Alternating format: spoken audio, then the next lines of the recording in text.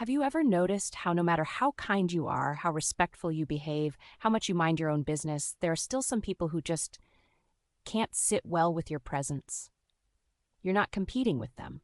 You're not interfering in their life. You're busy building your own world, carrying your own responsibilities, healing your own wounds. And yet somehow your energy feels irritating to them. It's subtle sometimes, a look, a tone, passive comments, a strange coldness, or sometimes it's very obvious, tension, discomfort, unnecessary reactions. And what confuses you the most is this question: what did I do wrong? Here's the truth that takes time to accept, but once it lands, it brings immense peace. This has very little to do with what you do, and a lot to do with who you are becoming. Some people don't struggle with your actions. They struggle with your energy, and energy doesn't need permission to be felt. It doesn't announce itself. It simply enters the room before words do. When someone is grounded, self-aware, emotionally independent, or even quietly focused on their own life, it can unintentionally highlight what others are avoiding within themselves. And that's uncomfortable. Human beings are not just reacting to what's happening outside. Most of our reactions come from what's unresolved inside. So when someone around you feels uneasy for no visible reason, it's often because your presence triggers something they haven't made peace with yet.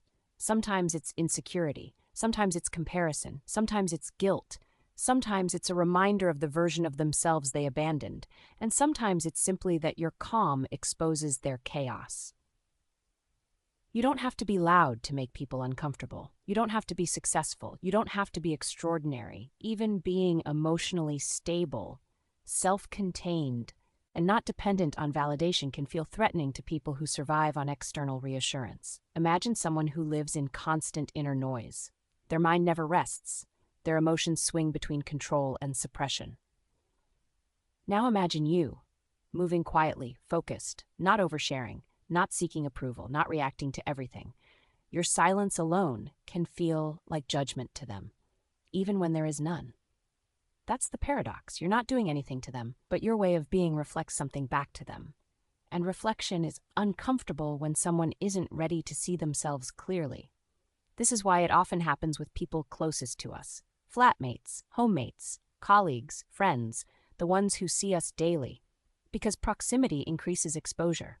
They can't escape the contrast. They watch your routines, your discipline, your emotional responses, your boundaries. And over time, without you saying a word, it highlights the areas they avoid working on. Another reason this happens is boundaries. When you stop over-explaining, over-giving, and over-accommodating, some people feel rejected. Not because you rejected them, but because you stopped abandoning yourself for their comfort.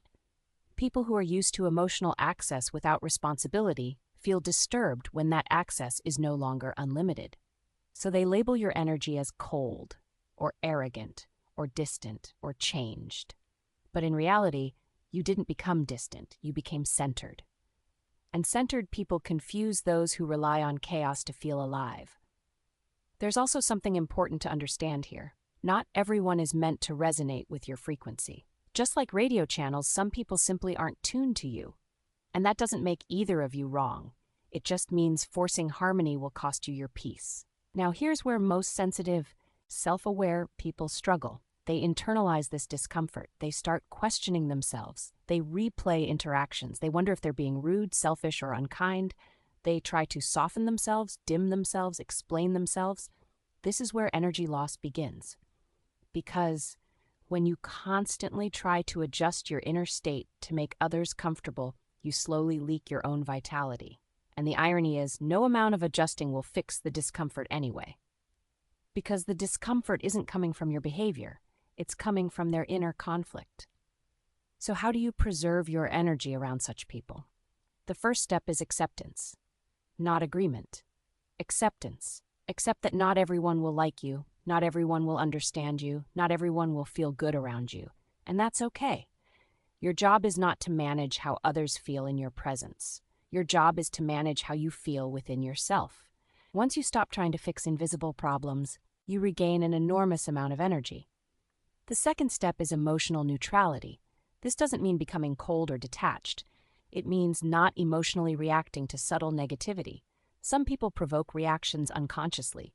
They poke, they comment, they test. When they don't get the emotional feedback they're used to, the tension either dissolves or reveals itself clearly. Neutrality is powerful. It sends a quiet message: I am not available for this emotional exchange. You don't need to confront everything. You don't need to defend yourself. Your calm consistency becomes your boundary. The third step is energetic hygiene. Just like physical hygiene, energy needs daily maintenance, especially if you share space with people who drain you. This can be as simple as spending time alone without stimulation. Silence, walks, journaling, deep breathing, prayer or meditation. Anything that brings you back into your body. The key is not to carry other people's emotions into your inner world. When you feel heavy after interactions, pause and ask yourself, is this mine? Most of the time, it's not. You're allowed to mentally return emotions that don't belong to you. The fourth step is limiting access without guilt. This is practical. You don't have to cut people off dramatically. You simply reduce unnecessary engagement, less explanation, less emotional availability, less involvement in topics that lead nowhere. Think of it as adjusting volume, not muting sound completely. You can be polite, respectful, and kind without being deeply accessible. Energy preservation is not about building walls. It's about choosing doors. Now let's talk about the hardest part, when these people live with you. When you share a roof, avoidance isn't always possible. This is where inner boundaries matter more than external ones. You don't need their approval to coexist peacefully. You don't need emotional alignment to share physical space. You show up clean, clear, neutral. You stop seeking warmth from places that are emotionally cold. You stop expecting understanding from people who are still confused about themselves. And something interesting happens when you do this. Either the tension reduces, or it becomes so obvious that it no longer confuses you. And clarity is always better than confusion. One more thing that's important to understand. Some people don't dislike you. They dislike how they feel around you. Your growth reminds them of stagnation. Your discipline reminds them of avoidance. Your peace reminds them of inner noise. And instead of facing that, it's easier to project discomfort onto you. This is not a flaw in you. It's a mirror effect. The practical solution is not to shrink or harden yourself. It's to stay rooted. You continue being respectful. You continue being kind. You continue living your life fully. But you stop over-investing emotionally where it's not reciprocated. You stop explaining your existence. You stop proving your goodness. You stop negotiating your peace, because your energy is not meant to be consumed by everyone. Some people are only meant to observe you from a distance. Some are meant to pass through. Some are meant to stay. And it's not your job to decide that consciously. Life does that for you when you stay aligned with yourself. When you preserve your energy, you don't become selfish. You become sustainable. And the people who are meant to resonate with you, they won't feel threatened by your presence. They'll feel expanded by it. They'll feel calm around you. They won't need you to dim yourself to feel comfortable. So if you've ever felt this quiet tension with certain people, know this. You're not broken. You're not rude. And you're not imagining it. Sometimes your only mistake is becoming more yourself in a world that's still learning how to sit with authenticity. Don't forget to like, share, and comment on this video, and do subscribe to my YouTube channel if you feel connected with this content. Good luck, and stay safe.